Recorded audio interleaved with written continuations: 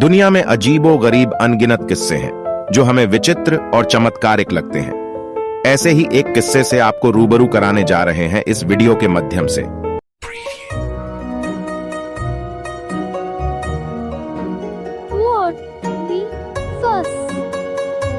किसी गांव में एक गरीब लड़का रहता था जिसका नाम रामू था।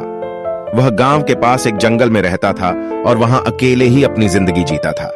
रामू को अपनी गरीबी के बावजूद उसका मन सदैव खुश रहता था और उसके पास एक विशेष शक्ति थी। वह सभी जानवरों से बात कर सकता था।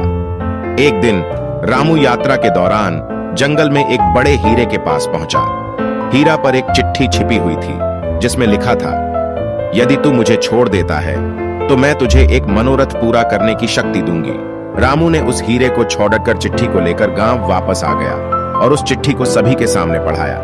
गांव के सभी लोग चौंक गए और उन्होंने रामू को कहा, तू अपना मनोरथ पूरा करने की शक्ति क्या मांगेगा? रामू सोचने लगा और उसने एक आदमी को बताया कि उसे एक महल चाहिए। चौंकाने वाली बात यह थी कि अगले ही दिन सुबह एक अजीब और अनोखे महल रामू के गांव के सामने बना हुआ था।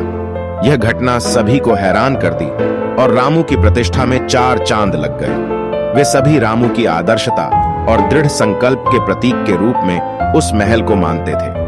रामू के इस अद्भुत कारनामे के बाद उसे सबका सम्मान मिला और उसे गांव का सरपंच बना दिया गया।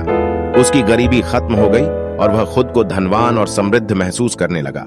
इस कहानी से हमें यह सीख मिलती है कि कभी-कभी जीवन में अजीब और अनुपम चीजों के बारे में सोचना और उनका सामर्थ्य मांगना हमें आश्चर्यचकित कर सकता है। हमें अपनी संभावनाओं के आगे बढ़ना चाहिए और अपने सपनों को पूरा करने के लिए साहस और विश्वास रखना चाहिए।